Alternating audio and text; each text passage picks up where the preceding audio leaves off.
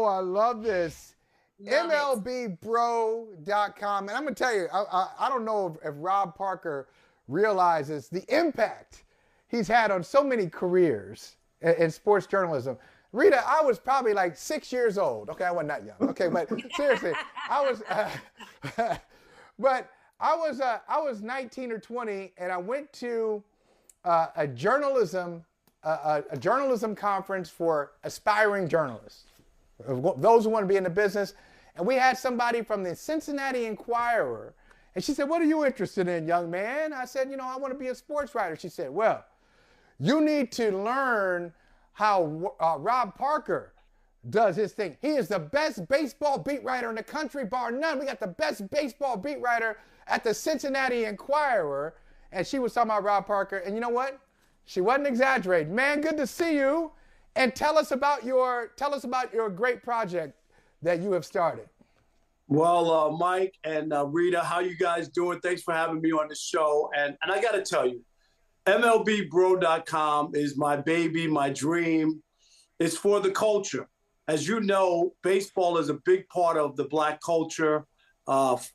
Even way before Jackie Robinson, we already know about the Negro Leagues and how even though we got into baseball as far as the major leagues in 1947, we own so many records and have so much impact in baseball. So, as a baseball writer and a BBWAA member and all that, I thought, like what could we do to highlight the Black player, both present and past? And that's where the idea from MLBbro came up. We started 2 years ago. This was our third season. And Major League Baseball, they monitored our site the first 2 years, and this year decided to get into a partnership with us. So now a lot of our content, both, videos on social media, videos that we play on MLB Network, and some of our stories, written stories, also will now appear on MLB.com. It's a great partnership. It heightens our awareness and our reach to people, and the response has been tremendous. We have a staff of over 60 people, Mike, you ready? All young Black men and women who want to cover Major League Baseball. And of course, the biggest thing about the whole project is my dream and goal of developing the next generation of Black sports writers who want to cover baseball and content creators. That's really my dream and my goal of MLBbro.com. I love this concept. Baseball was my first love, actually. I grew up a huge baseball fan. And so to see this, because we lack so much representation now, what is it, about 7% of the league is Black at this point? I just love highlighting Black players and brown players. And I also love the idea of you highlighting young people wanting to get into the business, because it is something Black people love baseball, and we don't talk about it enough. I'm in a Black girl baseball group chat, guys. So it's love out here. It's love out here. That's awesome. Rita, you got to turn everybody on in your group to MLBbro.com. And we have so many people working for us and doing stuff, and all over social media. And it's been, the response from the players has been great. Like even Major League Baseball. And Michael, you know this, Major League Baseball is an $11 billion business. They don't have to do anything they don't want to do, okay? They're gonna make money regardless. And for them to say, hey, we love what you're doing. They didn't ask us to change anything. Hey, can you do this? Can you do that? Don't say this, no. Let us do what we're doing. They love the idea. And they also are pouring into developing Black sports writers who want to cover baseball. I think that's very important. They don't want their narrative about their game to only come from one group of people. And I think that's smart for a league. Yeah, you're continuing a tradition that's been happening for years and years of sports writers who are looking out for the next generation. And I know that, guys like Larry Whiteside did that for you, did that for me, did that for many people, was selfless enough saying, hey, I don't want to be the only one here. I want to make sure that we see the diversity and the range that's out there with these young people who are not getting an opportunity. That's one. But two, Speaking of that diversity and range, Rita gave a number, 7%, 8%. I know whatever that number is, it's shrinking. And I just want to hear your perspective on it, Rob.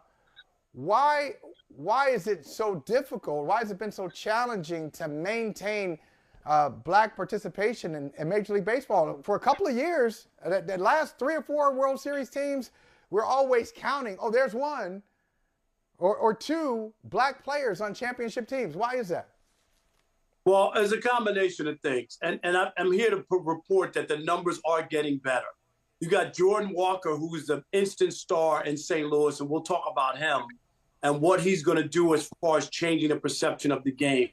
But this past year, Mike, in the Major League Baseball draft, 3 of the top 5 players drafted were black. First time in the history of Major League Baseball that 3 of the top 5 were black players. So they're coming. What happened is, let's just be honest, we're no longer the #1 minority in this country. It's Hispanics, and they've blown past us in a big way.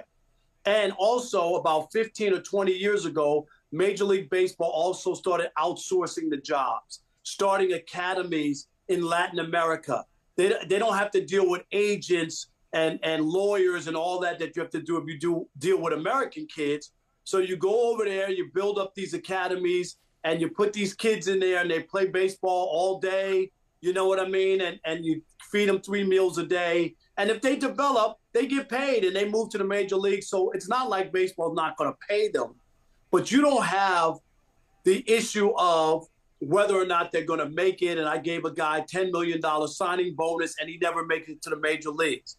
The other part is, sadly, in our culture, we've had a lot of these AAU coaches who have taught kids out of playing more than one sport. You got to play basketball 24/7. You got to play football 24/7. If you run track or you do something else, you can't be on the football team. You can't be on the basketball team, which is selfish because everybody's not making it to the NBA. And if a kid is an athlete, he should explore everything. We saw Kyler Murray. That did the first player ever. First round in the NFL, first round in Major League Baseball. Never happened before. Again, that's what should be the model for kids, that you can play more than one sport. And if it doesn't work out in something, then you fall back on another sport. And I think that's what happened, Mike, to be honest. And a lot of kids don't want to put in, we're in an instant gratification society. They want to go to high school or college and go straight to the pros and make millions. Baseball, that's not the process. You might get a $300 million contract, but you got to go to the minor leagues and ride on buses, Rita, for 3 years. That's normally what it takes to get to the big leagues. I agree. And what about the RBI program? My son used to be a part of that program, and I know that they've wanted to put their efforts into that. But I really feel like that would be a big part of having engaging situations within urban communities, because that was what was going on not long ago. The RBI program has been a hit. There have been players that come out of that, so that was baseball realizing that they needed to do something in the inner cities to get kids involved. Baseball's different. And the biggest problem too was showcases.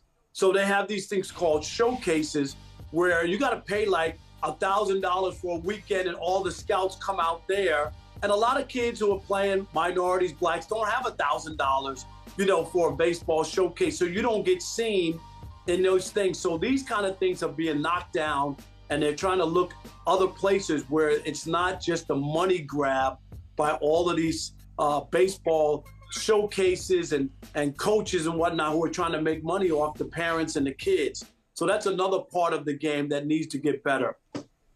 Hey, thank you for watching Brother from Another. If you haven't hit that subscribe button, go ahead and do that now. Don't forget, you can catch us 3 to 4 weekdays on PeacockTV.com and on Sirius XM Channel 85.